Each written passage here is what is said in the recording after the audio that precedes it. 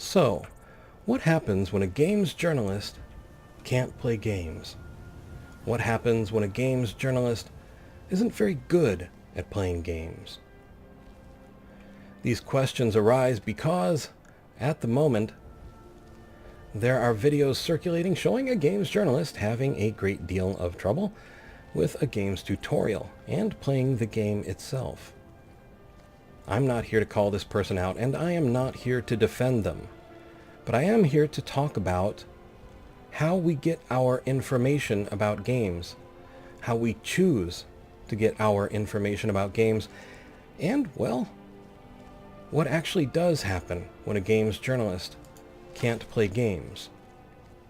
The short answer to that last question is they lose a bit of credibility, and games journalism itself loses a bit of credibility. When we talk of someone as a journalist, we expect a degree of expertise. When that person turns around and demonstrates that they do not have that expertise, we naturally wonder, why should we be listening to you? What makes you the expert? That's not being unkind, it's not being disparaging, it's just human nature. When I was young in the late 70s, there were newsletters you could subscribe to. They were basically just folded papers in plastic baggies that were delivered by the mail, and they weren't really so much for profit as they were communities trying to share information about games, sharing information about things that they loved with other people that loved those same things. I think in the early 80s is when print magazines finally rose to power. The one that I remember, I think it was called Computer and Video Game, or Computer and Video Games. And it was the only way to get information about games for a very long time. Not that magazine in particular, I'm not sure how long it lasted, but magazines in general, print magazines, were the way to get information because there just was no other way. So now you have these two industries, one creating a product and one that shares information about products. And, well, to some degree, one would expect they sort of work together. Because if you're making that product and you need information to get out, and this other industry is the only avenue of information, you need to work with them. And if your industry is actually sharing information, you need information to share. In this day and age, back in the 80s, there were probably a few people at universities or in the military who had access to the internet. I'm actually fuzzy on the internet's history. They didn't teach that when I was in school because it wasn't something known at that time. But, yeah. If you wanted to know about it, magazines were the way to learn. And that held true for probably, 30 years, I imagine.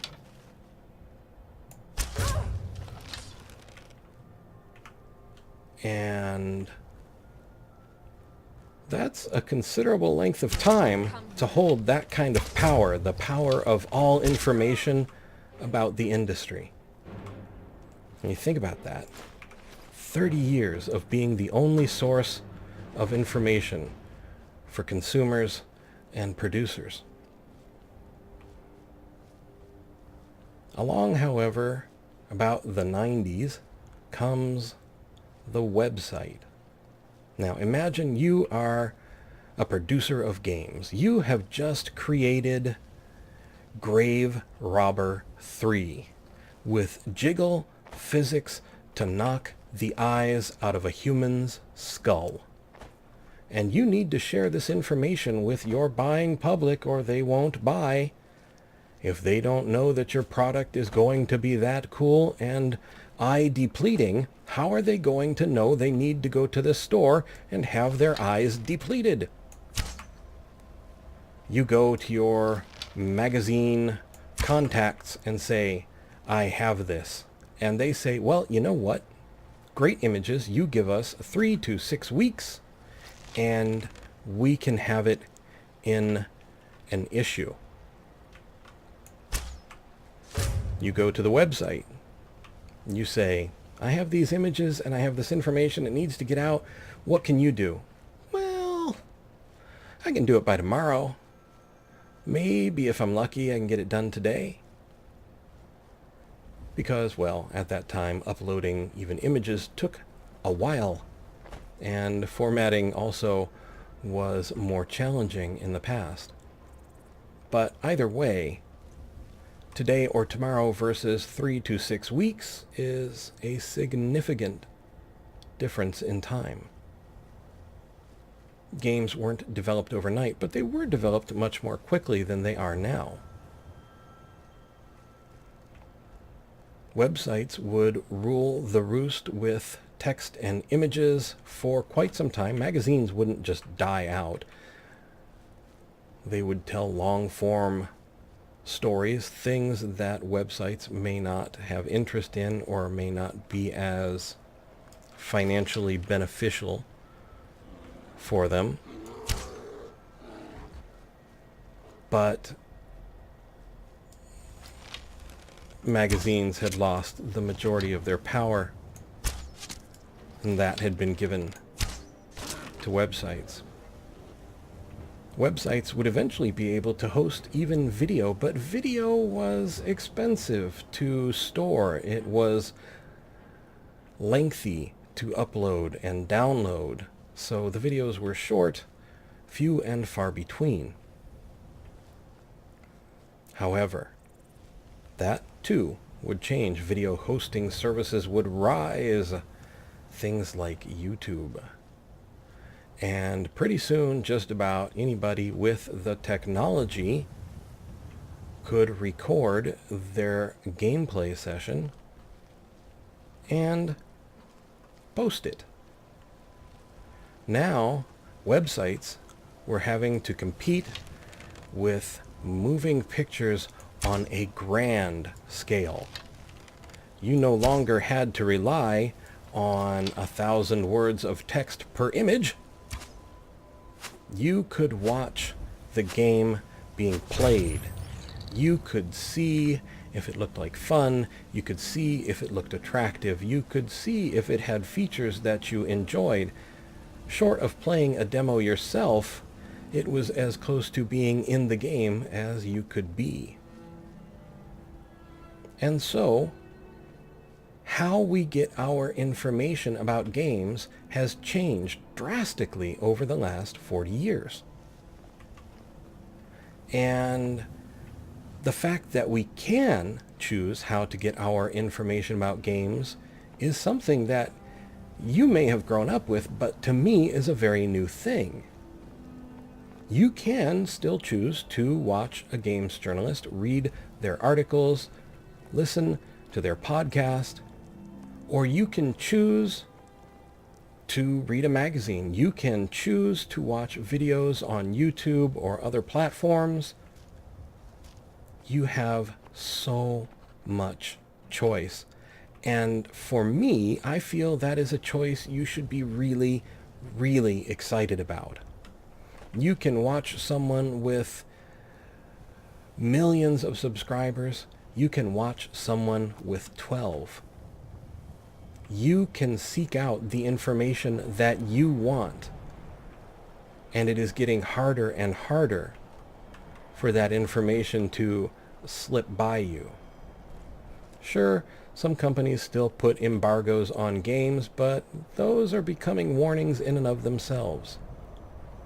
When we don't see any early information about games and we hear the words embargo bandied about, we all know there just might be something to be worried about. Information is finding a way, and we as gamers are benefiting, I think.